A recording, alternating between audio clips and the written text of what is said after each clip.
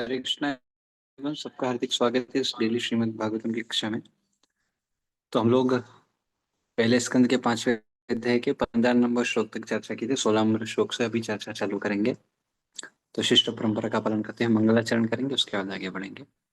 ओम अज्ञानतिमिरान्धस्य ज्ञानाञ्जनशलाकया चक्षुरुन्मिलितं येन तस्मै श्रीगुरवे नमः।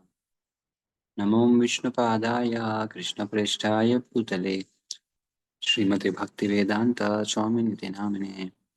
नमस्ते सारस्वते देवे गौरवाणी प्रचारिणे निर्विशेष शून्यवादी पाश्चात्यदेशतारिणे। जय श्री कृष्ण चैतन्य प्रभु नित्यानंद श्री अद्वैत गदाधर श्रीवासादि गौरवृंद। हरे कृष्ण कृष्ण कृष्ण हरे हरे, हरे राम राम राम हरे हरे। ओम नमो भगवते वासुदेवाय, ओम नमो भगवते वासुदेवाय, ओम नमो भगवते वासुदेवाय। नारायणं नमस्कृत्यं नरं चैव नरोत्तमं देवीं सरस्वतीं व्यासं ततो जयमुदीरयेत्। नष्टप्रायेषु भद्रेषु नित्यं भागवत सेवया भगवती उत्तम श्लोकैर्भक्तिर्भवति नष्टकिम्। कृष्णा। तो हम लोग चर्चा कर रहे थे 5वें अध्याय पे। नारद मुनि इंस्ट्रक्शन दे रहे हैं। नारद मुनि के इंस्ट्रक्शन है व्यासदेव को। तो अभी तक हम जो सेक्शन देख रहे हैं उसमें बता रहे हैं कि भक्ति is the only valuable asset. इसी के अंतर्गत ये आखिरी श्लोक है। देन फिर उसके बाद बताएंगे कि प्रोग्रेस इन भक्ति इज क्रेडिटेड फॉर एवर। कि भक्ति में जो भी हम प्रोग्रेस करते हैं, जो भी हम प्रगति करते हैं, वो हमेशा हमारे साथ रहती है।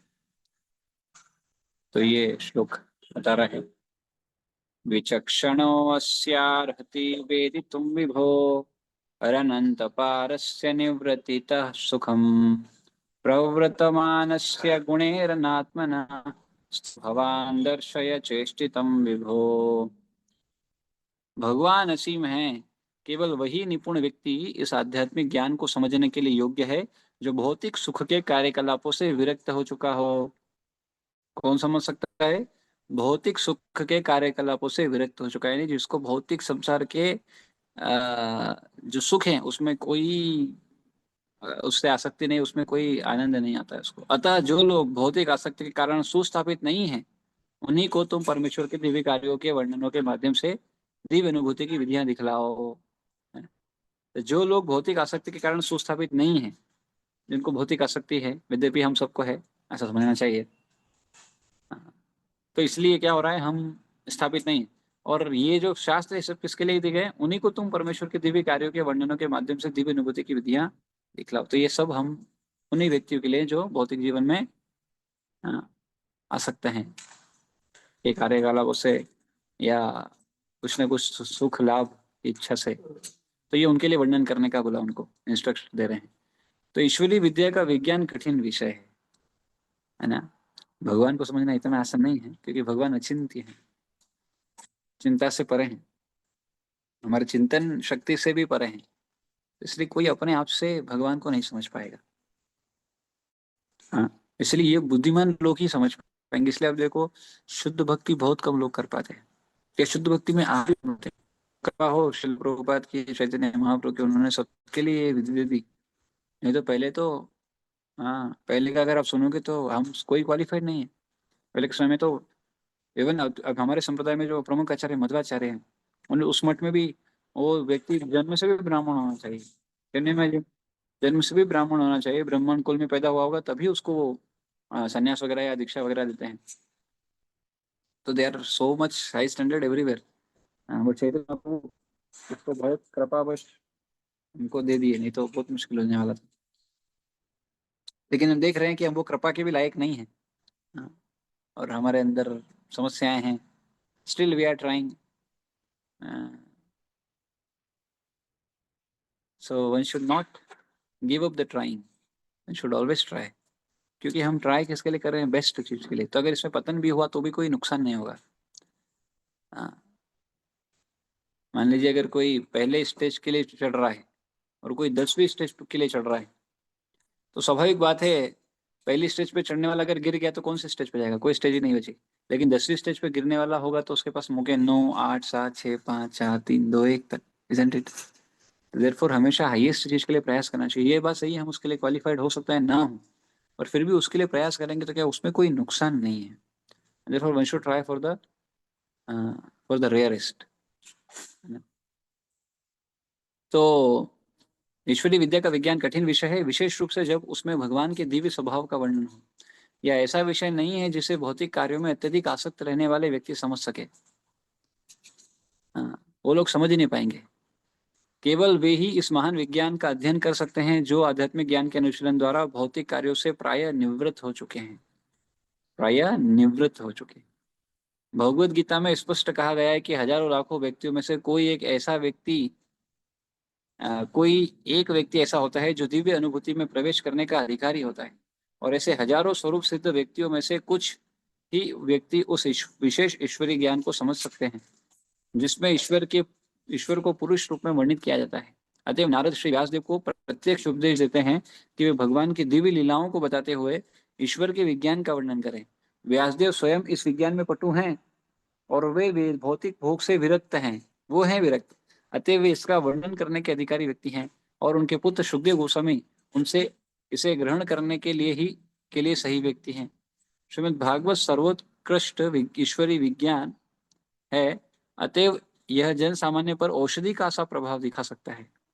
चूंकि इस ग्रंथ में भगवान की दिव्य लीलाएं हैं, अतएव भगवान तथा इस ग्रंथ में कोई अंतर नहीं है। यह ग्रंथ भगवान का साहित्य अवतार है। इस तरह निपट साधारण जन भी भगवान की लीलाओं का वर्णन सुन सकते हैं।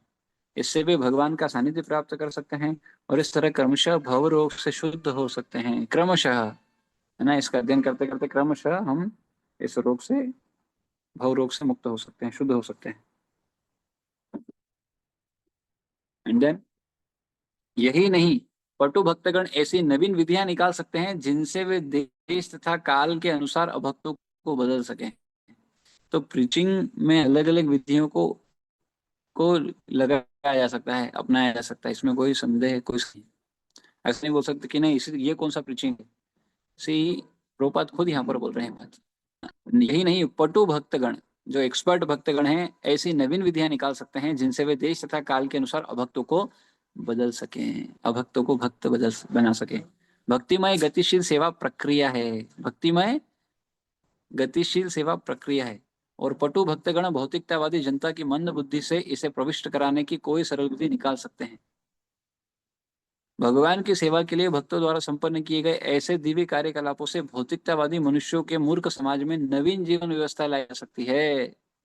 इस और भगवान श्री चैतन्य महाप्रभु तथा उनके परवर्ती अनुयायियों ने विशेष दक्षता दिखलाई है। इस विधि का अनुगमन करते हुए इस कलह प्रदान युग के भौतिकतावादी मनुष्यों को शांतिमय जीवन तथा दिव्य अनुभूति की अवस्था प्रदान किया सकती है। तो अब देखिए, कई सारे नए नए, जैसे कीर्तन मेला, है ना, कीर्तन मेला कहाँ होता था? बहुत रेयर कुछ जगह पर होता था, लेकिन अभी हो रहा है ना, कई जगह पर हो रहा है। कीर्तन मेला हो रहा है, जपा मैराथन हो रहा है, बुक डिस्ट्रीब्यूशन मैराथन हो रहा है, ग्रंथ वितरण का मैराथन हो रहा है। इस तरह से सारा मैराथन जनरली किसके लिए होता है? लंबी रेस मैराथन कहलाती है, लंबा समय के लिए दौड़ना। लेकिन वही मैराथन का कंसेप्ट जो है वो क्या कर रहे हैं, भक्ति के सिद्धांतों में, ताकि दूसरों जनों तक वो ज्यादा से ज्यादा पहुंचे, उसके लिए किया जा रहा है। तो इसका मतलब हम समझ सकते हैं ये सब नई विधियां हैं, ये सब पहले नहीं थी, ट्रेडिशनल नहीं थी। फिर व्यास आसन पे बैठ के लैपटॉप से लेक्चर देना but now it is zoom पर क्लासेस करना, जूम पर आजकल सब क्लासेस होता है। these are not the processes previously mentioned, but now devotees are doing so that people can become the devotees. Bhagavad Gita के 18 अध्याय 18 दिन में, अरे एक एक श्लोक एक दिन में नहीं हो सकता, 18 दिन में 18 अध्याय कर रहे हैं। तो ये सब अलग अलग टेक्निक्स हैं। भगवत गीता का क्रैश कोर्स 6 सेशन का कोर्स कर रहे हैं, ये सब नई नई टेक्निक्स के अंतर्गत ही है। पहले सिर्फ एक ही तरीका था, कथा, भागवत कथा ही चलती थी, पर उसके बाद फिर नई नई कथा ही नहीं, हर दिन एक एक श्लोक पर, हर दिन कई कई श्लोक पर इस तरह से चर्चा किया जा सकता है, अलग अलग तरह से उसको समझाया जा सकता है, अलग अलग जगह पर कीर्तन हो सकता है, अलग अलग जगह पर कथा हो सकता है, अलग अलग फेस्टिवल हो सकते हैं, हर महीने एक अलग अलग फेस्टिवल, भजन संध्या, और क्या बोलते हैं, boat festival, flower festival, laddu festival, juice festival, sweet festival, इस तरह से अन्य अन्य तरह से नाम से फेस्टिवल किए जा सकते हैं। ये सब का तरीका, तब सबका माध्यम एक ही है, अल्टीमेटली किसी भी तरह से जीवात्मा को भगवान की भक्ति की तरफ आकर्षित करना, प्रसाद डिस्ट्रीब्यूशन। हाँ, ये सब का एक ही उद्देश्य है। तो ये हमको जानना चाहिए। तो ये भी पता है अभी, अब बता रहे हैं कि प्रोग्रेस इन भक्ति इज क्रेडिटेड फॉर एवर, 17 से 19, 3 श्लोक में बता रहे हैं। फिर बाद में नारद मुनि इंस्ट्रक्ट करेंगे व्यासदेव को। हाँ, तो ये 17वें श्लोक में क्या बोले? अरे वाह, क्या श्लोक आया, हरी हरी अमेजिंग। ये one of the most important versus of Shrimad Bhagavatam है। त्यक्त्वा स्वधर्मं चरणाम्बुजं हरे, भयन्न पक्को अधपत्ते ततो यदि, यत्र का वा भद्रमूद किम, को वार्थ आप्तो भजताम स्वधर्मता। जिसने भगवान की भक्तिमय सेवा में प्रवृत्त होने के लिए अपनी भौतिक वृत्तियों को त्याग दिया है, वह कभी कभी कच्चे अवस्था में नीचे गिर सकता है, तो भी उसके असफल होने का कोई खतरा नहीं रहता। इसके विपरीत अभक्त चाहे अपनी वृत्तियों कर्तव्य में पूर्ण रूप से रत क्यों ना हो, उसे कुछ भी लाभ नहीं होता। तो अगर भक्ति में हम कर रहे हैं, मान लीजिए कभी कभी कुछ ऐसी गड़बड़ हो जाए जो नहीं होनी चाहिए। कभी कभी ऐसा भी देखने को मिलता है, कोई भक्त के नियम भी भंग हो जाते हैं कभी अलग अलग कारणों से। हाँ, कच्ची अवस्था में, वो परिपक्व अवस्था में नहीं हुए, कई जगह पर हम ऐसा देखे हैं। इवन प्रभुपाद के समय पर भी कई सारे सन्यासी भी वो हुए, लेकिन प्रभुपाद फिर भी उनको एक्सेप्ट, दैट्स ओके, हो गया ना, you are not mature, you are not fixed up, that's okay. But when you are doing bhakti, अगर भक्ति में किसी का पतन भी हो तब भी कोई समस्या नहीं है। हाँ, क्यों? क्योंकि क्योंकि वो सबसे हाईएस्ट चीज के लिए प्रयास कर रहा है, इसमें सफलता वैसे ही रेयर है, पर वो प्रयास कर रहा है, वो उसका उसके उसके अंदर ये करने की इच्छा है, वही बहुत बड़ी बात है। कितने लोग भक्ति के लिए प्रयास करने के लिए बोलते रहे हमसे नहीं हो पाएगा, और वो चले जाते हैं, माला बैठ के नहीं कर पाएंगे हम। एक बार जैन के भक्ति सिद्धांत सरस्वती प्रभुपाद के पास एक व्यक्ति आया, ए स्वामी जी, तुम लोग क्या है हरि नाम हरि नाम हरि नाम करते रहे, तो काम करो, कुछ काम करना चाहिए, तुम लोग क्या काम करते हो, कुछ काम नहीं करते हो। भक्ति सिद्धांत प्रभुपाद बोले, तुम कितना काम करते हो? बोले, मैं दिन भर काम करता हूँ, 10 घंटे 12 घंटे मजदूरी करता हूँ। बोले, कितना मिलता है? 1 रुपया मुझे मिलता। उस समय पर 1 रुपया भी बहुत बड़ा होता था। उस समय पर 1 रुपये में कई किलो गेहूं का आटा मिलता था, 15-20 किलो आटा मिलता था। हाँ, मैं जब छोटा था तो हमारे पास में एक बहुत बड़ी, एक बहुत सीनियर पर्सन रहते थे। बाबूजी बाबूजी बोलते थे हमको सब लोग। ही was like, he was a teacher, है ना, वो टीचर टीचिंग करते थे उस समय पर। और मैं पूछा कि आप टीचिंग करते थे तो कितना क्या मिलता? तो बोले 15 रुपए मेरा सैलरी था। क्यों नहीं भाई, 15 रुपए सैलरी था। वो 15 रुपए आज के 25,000 30,000 या उससे भी ज्यादा हो सकता है। तो वो समय पर 15 रुपए, और उस समय पर सब चीजें सस्ती, और बोले 1 रुपए में कई किलो, बोले 1 रुपए में ही कई 15-20 किलो आटा आ जाता था सिर्फ। सोचिए, आटा आ जाता था 1 रुपए में। अभी क्या है, 1 रुपए में क्या मिलेगा? कुछ नहीं मिलेगा। हाँ, 1 किलो आटा का ही कीमत पता नहीं कितना होगा आज, 25 20 25 30 रुपए तो होगा। तो कैन यू इमेजिन, इतना पहले का जीवन अलग था। तो आ, मैं एक पॉइंट क्यों बोला था, बाय द वे?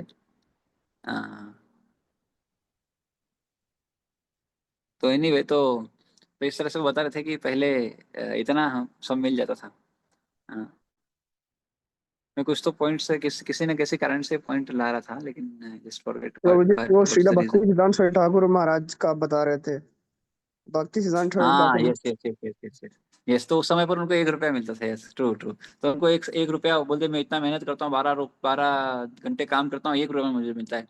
तो भक्ति सिद्धांत सरस्वती प्रभुपाद बोले, ठीक है, तुमको 1 रुपया मिलता है ना इतना काम करके, हम वो तुमको 1 रुपया ऐसे देंगे, तुम यहाँ पे आके दिन भर कुछ घंटे ही तुम हरि नाम जप करो।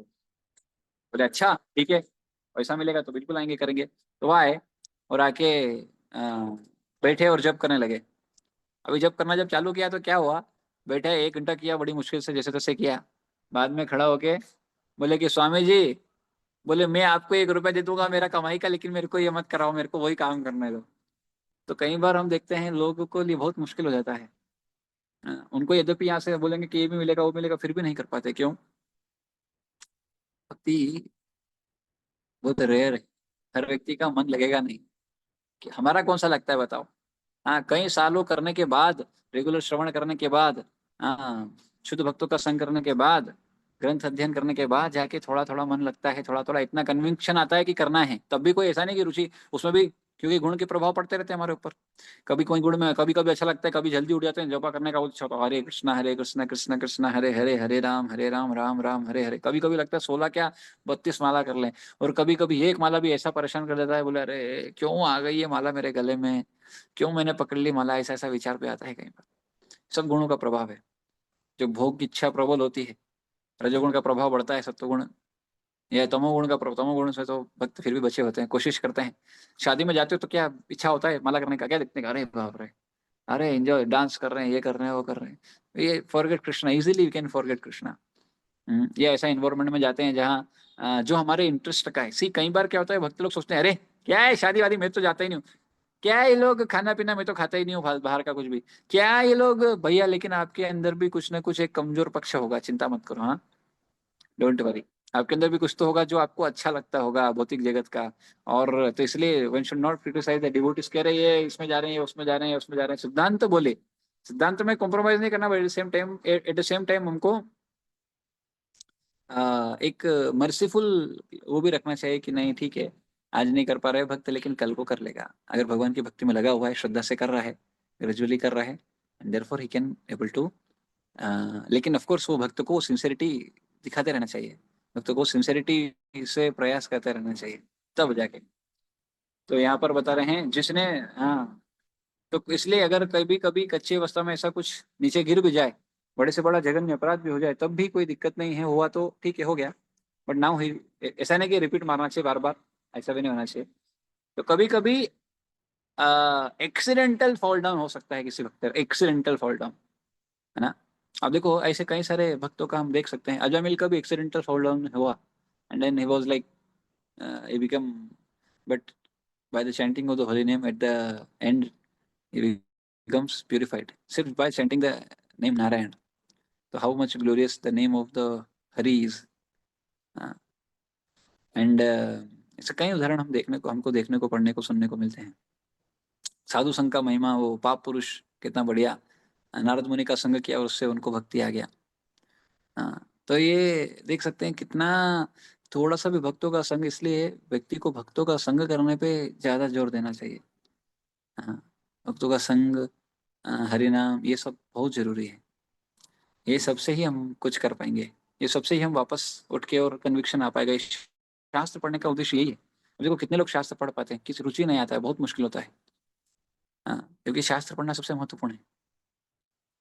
हाँ, लेकिन हमारी वृत्तियां इसके विरुद्ध भक्त, लेकिन लो अभक्त लोग, कोई हो सकता है बहुत अच्छे से अपना कार्य कर रहा हो, कई लोग बोलते हैं अरे वो कितना है, बोले भक्तों से अच्छे तो अभक्त हैं, क्यों, बोले वो टाइम पे करता है, ये करता है, वो करता है, लेकिन मेरे ये समझो वो भक्त नहीं है, ये भक्त है। भक्त कैसा भी हो, ठीक है, गड़बड़े हो सकता है, भगवान उसको कभी भी शुद्ध कर देंगे, किसी भी तरह से शुद्ध कर देंगे। और अगर अगर किसी के अंदर सब कुछ सही रहता, तो फिर अहंकार भी आ सकता है, इसलिए कुछ ना कुछ गड़बड़ भगवान देते हैं, भैया तू अहंकारी मत हो, तेरे अंदर भी गड़बड़ है ये समझ ले। अपनी गड़बड़ देखेंगे तो दूसरे की गड़बड़ क्या देख पाएंगे, अपने अंदर ही ज्यादा गड़बड़ है, ये समझना चाहिए।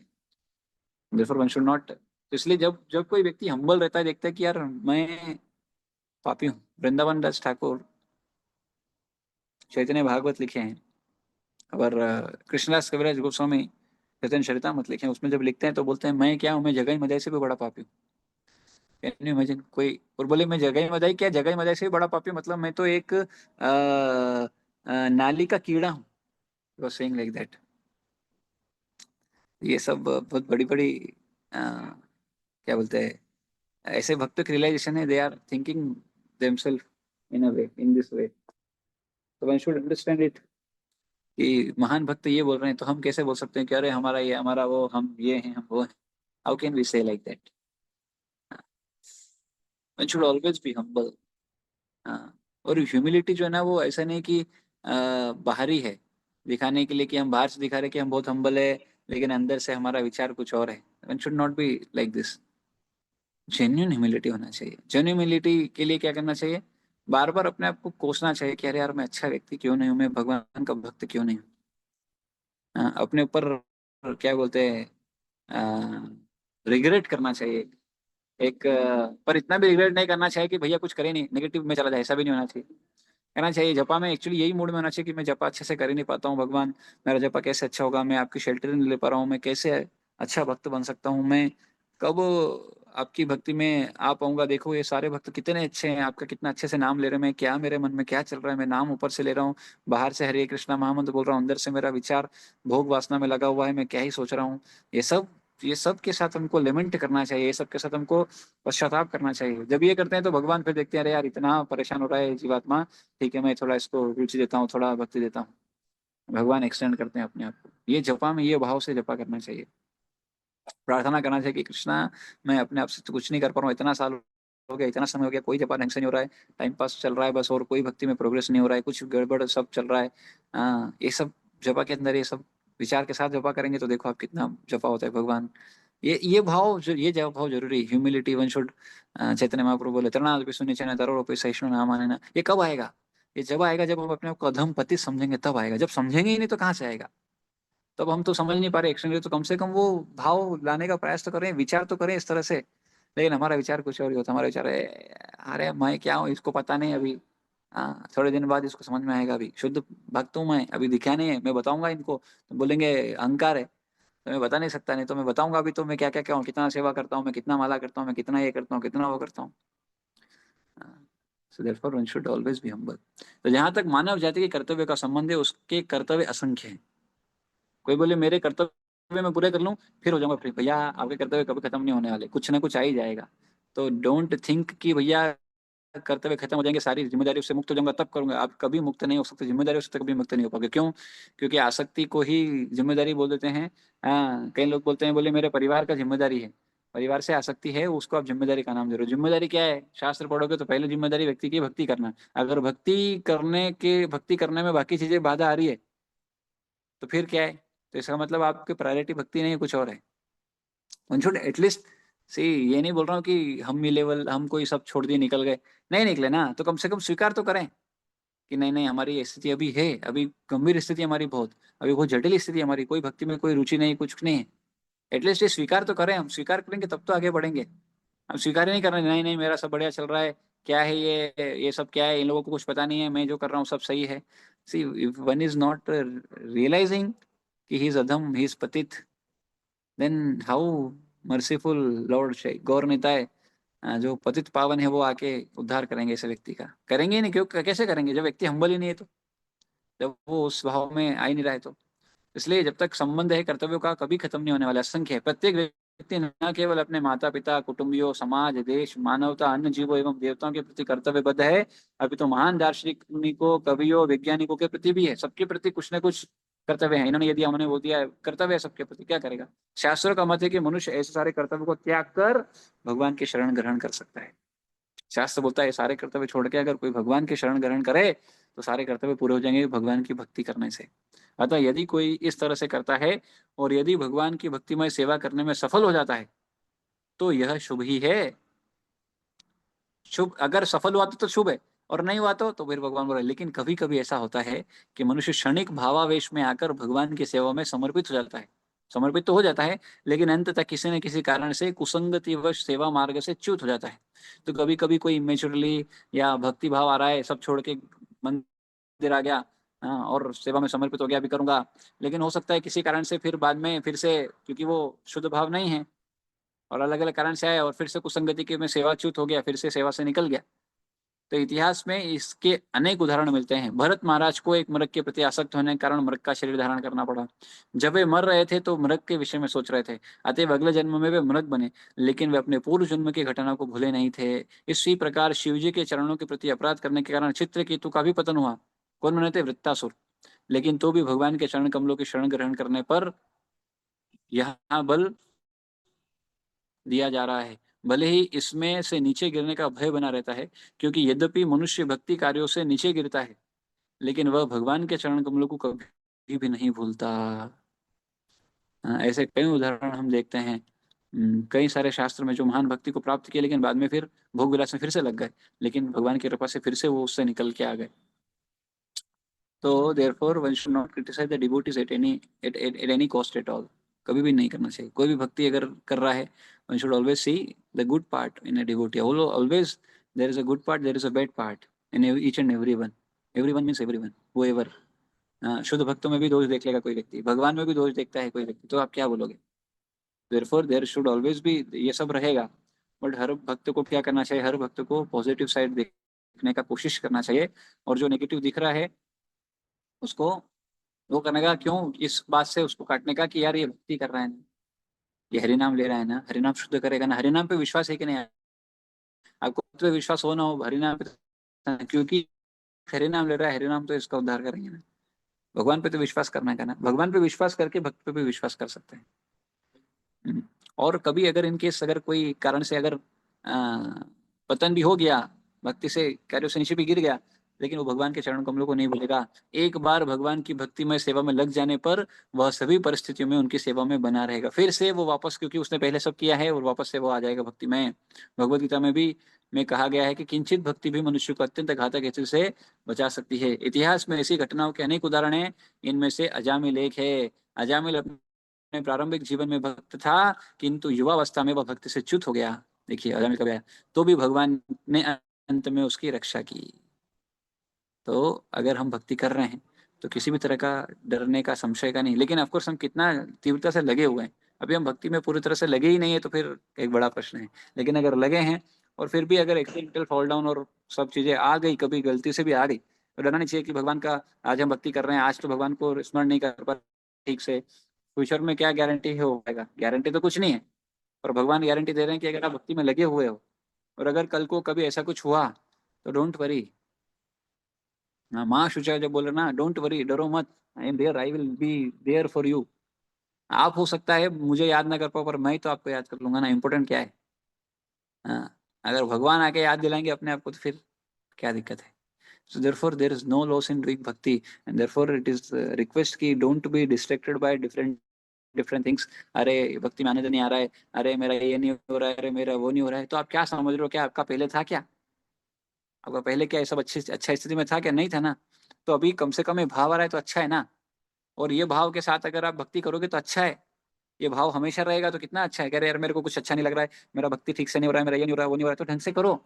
ध्यान पूर्वक नाम जप करो। देखो धीरे धीरे धीरे धीरे ग्रेजुअली शास्त्र अध्ययन करो। ज्यादा से ज्यादा समय अगर आप भक्ति ये कार्यों में दोगे, नेचुरली आप इन सब चीजों से निकलते जाओगे। इसमें डरने का कोई संशय ही नहीं है। एंड देन फिर इसके आगे भी फिर बोल रहे हैं,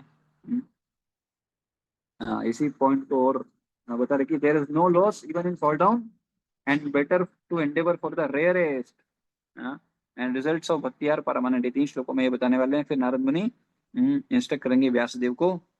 एंड देन नारद मुनि इंस्ट्रक्ट करने के बाद फिर अपनी कहानी सुनाएंगे।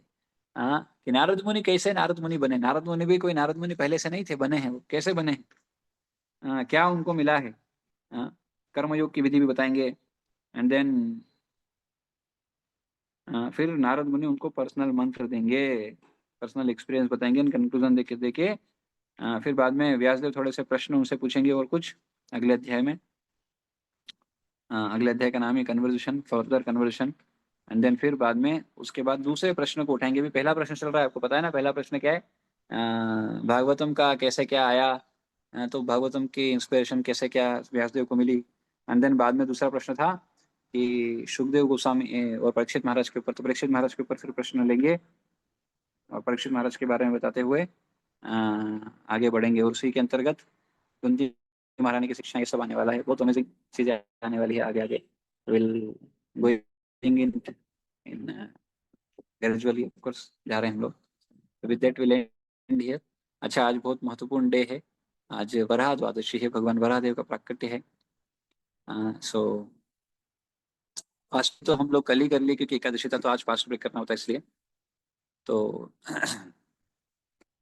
आज शाम को आज अभी प्रोग्राम में मिलेंगे हम सब। So thank you everyone. Anil Prabhu, Bharati Mata ji, नम्रता माता जी, नीरज प्रभु, प्रकाश प्रभु, राजा सखी माता जी, राघव प्रभु, श्रीदेवी माता जी एंड स्वाति माता जी। आज डिवोटीज कम है, कौन नहीं है? अच्छा, संडे है इसलिए सो रहे होंगे, पता नहीं। एनीवे, तो with that will end here. Granthraj Shrimad Bhagavatam की जय, श्रील प्रभुपाद की जय, निताय गौर प्रेमानंदे, हरि हरि बोल। Hare Krishna everyone. We're ending. Hare Krishna.